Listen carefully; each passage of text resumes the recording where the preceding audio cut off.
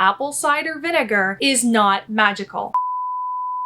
Weight loss is a very popular topic, and if you go on social media, you'll see it everywhere. What you'll also see on social media is a ton of different weight loss products, weight loss programs that promise to help you lose weight for good. And in a dream world, we would see all these different weight loss products working. And you purchase the product, you use it, and you see the weight loss that you truly do want. The problem is, majority of them are complete crap. And there are so many companies making money off people like you that are just trying to improve their health and improve their confidence in one way or another. And while I would love for these products to actually help you, majority of them are a complete waste of money. So I thought today I would share with you 5 different weight loss products that are a complete waste of money and you don't need to buy them. Welcome back to my channel. My name is Katie Davidson. If you don't know me, I'm a registered dietitian and certified personal trainer, and my goal is to help you achieve good health in an easy and affordable way. If you're new here, I would love for you to support my channel by subscribing.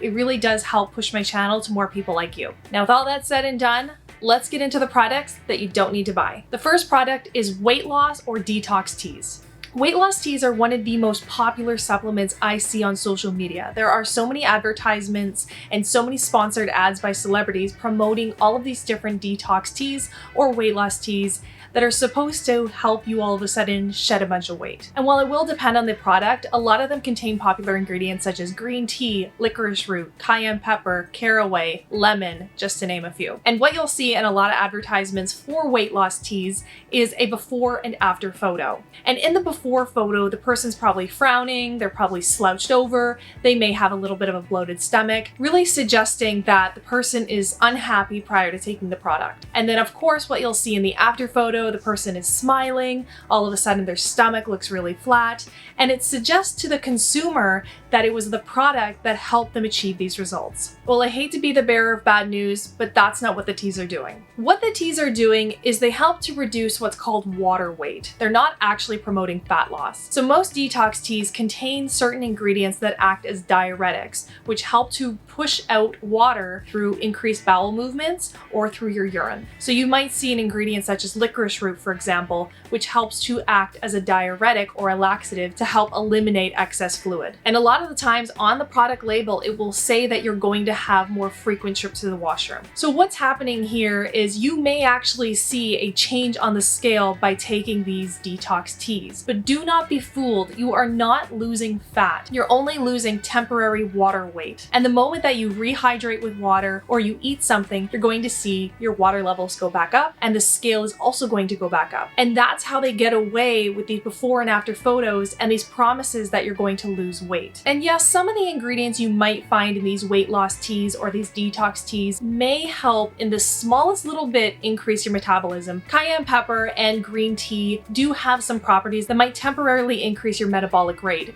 but it won't be to a degree that's going to promote all of this fat loss all of a sudden. And these companies are really smart. So when you buy these products, what ends up happening is, yes, you lose weight, which is water weight, when you take the product. And if you stop taking the product, you're obviously going to rehydrate your body and see the scale go up slightly again. And then it creates this illusion that, well, I was losing weight when I took the product, and then when I stopped taking the product, I started to gain weight, but it is an illusion and I would not buy into it. And yes, in the after photos, you might see a person with more defined abs or their muscles are showing a little bit more. That's just because they're dehydrated, not because they're actually achieving more muscle growth or more fat loss. And because of this, I don't recommend these products. The second product you're probably wasting your money on is apple cider vinegar. Good old apple cider vinegar. I thought for a while we were actually moving past the apple cider vinegar phase, but recently I've actually started to see it increase on social media again. Now let me be clear, apple cider vinegar is not magical. I repeat, apple cider vinegar is not magical. A lot of people say that when you consume apple cider vinegar, usually before a meal, it's going to rev up your metabolism and it's also going to increase fullness. And there's the slightest bit of truth to that. There have been some small studies that have found that taking 2 tablespoons of apple cider vinegar before a meal may help to delay gastric emptying. And what gastric emptying is how fast food leaves your stomach. So the longer that food sits in your stomach, the fuller you're going to feel.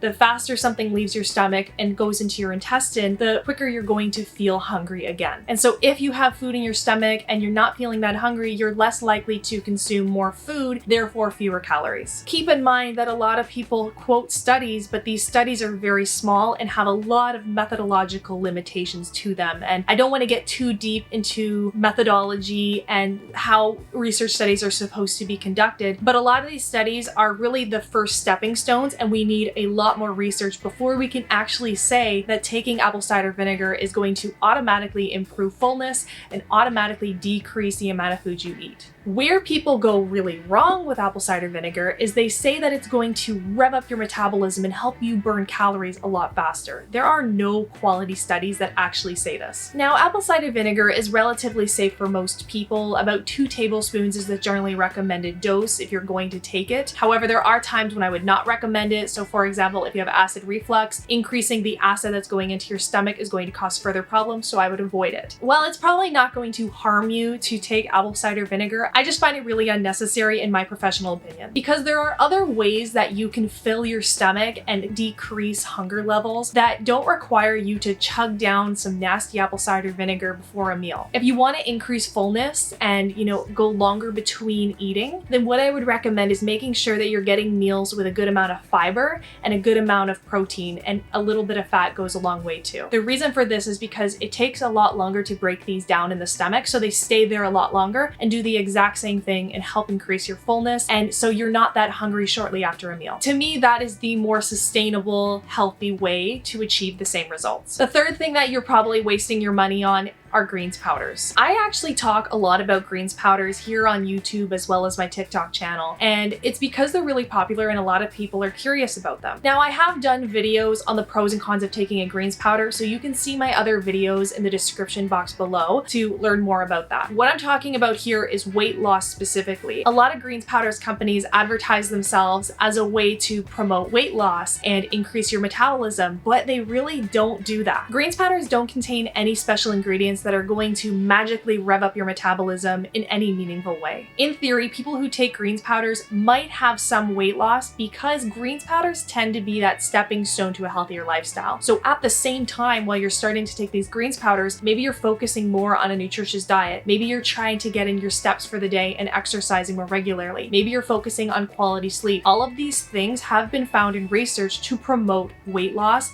and promote a healthier lifestyle. So if you're taking a greens powder and you're doing all of these things, you might see weight loss, but it's not the greens powder that's actually doing that. Also, greens powders have to be mixed with water. So if you're taking greens powders on a daily basis, you're also simultaneously increasing your water consumption. And when we drink more water, this helps to improve digestion, and it also helps to decrease bloating. So in theory, you may feel like you're losing weight or you feel less bloated from taking these greens powders, but it's not actually promoting fat loss. And I think that is a big distinction that not a lot of companies actually say. Honestly, when I do reviews on greens powders, I immediately give a side eye to any company that says that their product is going to promote fat loss or weight loss. Now, if you want to try a greens powder, I'm not totally against it, but I would only really be taking it to maybe get in some extra nutrients in the day, not to actually promote fat loss. And if that's your goal, it's not worth your money. The fourth thing you're probably wasting your money on is online meal plans. Let me be clear, meal plans can actually be a really useful tool to help promote weight loss when they're done correctly and they're designed by a professional. There are so many meal plans out there, whether you get them online or you go to a gym and talk to a trainer, and they're all promoting these different meal plans that are generalized to the whole population rather than individualized suggestions that you would get from a dietitian, for example. What a lot of people don't realize is that meal plans are supposed to be customized to each individual. If you work with a dietitian, they will actually go through so many different mathematical equations to make sure that it's meeting your calorie needs, your nutrient needs, your budget needs, your taste preferences. So many different factors go into designing a proper meal plan. When you purchase a generalized meal plan, that's not custom to you, and therefore it might work or it might not work at all. And you might also hate it. I also find a lot of meal plans are very restrictive and low in calories. So not only are you going to feel really tired, low energy, and pretty much like crap when you're taking these meal plans, but you're also less likely to stick to it because it's so restrictive. The more restrictive a diet is, the less likely you're going to be able to sustain it long term. So even in theory, let's say this magical meal plan works and you're able to sustain it for, let's say, 12 weeks. Over time, you might start to wiggle away from the meal plan and start slowly going back to your old habits. So unless you plan on following that meal plan for the rest of your life, I really don't think it actually is going to help you achieve weight loss long long term. And also, when you buy these online meal plans, they're not actually teaching you any sustainable habits such as budgeting, such as meal preparation, such as learning how to adapt when you go to a restaurant or to a celebration such as a birthday dinner. It doesn't teach you the skills that are required to live a healthy lifestyle in the ever-changing world that we live in. Honestly, if you are confused about nutrition, I highly recommend that you work one-on-one with a registered dietitian. This is going to give you the most personalized approach to eating healthy. Now, I do understand that not everyone can access or afford a dietitian, so I'm going to try my best to provide as much nutrition information for free on these YouTube videos and also on my TikTok channel. And hopefully that'll at least help you start to learn and build skills and knowledge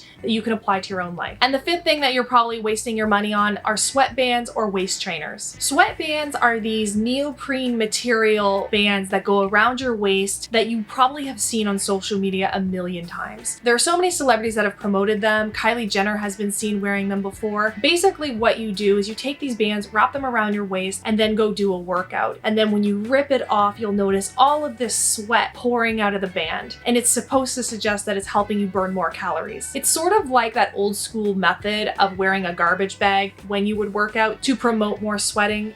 The same concept applies. And just like we talked about earlier, you're not actually burning extra fat. You're losing more water weight, and so it appears that you're losing weight, and you might notice more definition. Now, a lot of people love to wear these sweat wraps because when they take it off, it makes them feel personally like they did a stronger workout because they were sweating more. But research has actually shown that just because you're sweating a lot doesn't necessarily mean that you got in a quality workout. The two things are not always hand in hand. Sometimes they can be, but not always. The thing is once you rehydrate after your workout, which you should and you definitely need to, you're going to see that water weight go right back up because it's only a temporary thing. The other concern I have with these sweat wraps is that you're also losing a lot of electrolytes because you're sweating so much. So you do need to make sure that you're replenishing these as well. The reason why is because when you have low electrolytes and you're dehydrated, this can lead to a lot of problematic symptoms such as being really lightheaded, your heartbeat might be going really fast, you might feel low in energy, and many other problematic things that increase as you become more dehydrated. This is why I don't like these products in general, because I find that they don't help actually achieve any meaningful fat loss, and they're really just promoting dehydration, which we don't want to see. When it comes to waist trainers, which are essentially corsets and they cinch in your waist, I do not recommend buying these at all. Wearing them long term can actually weaken your abdominal muscles,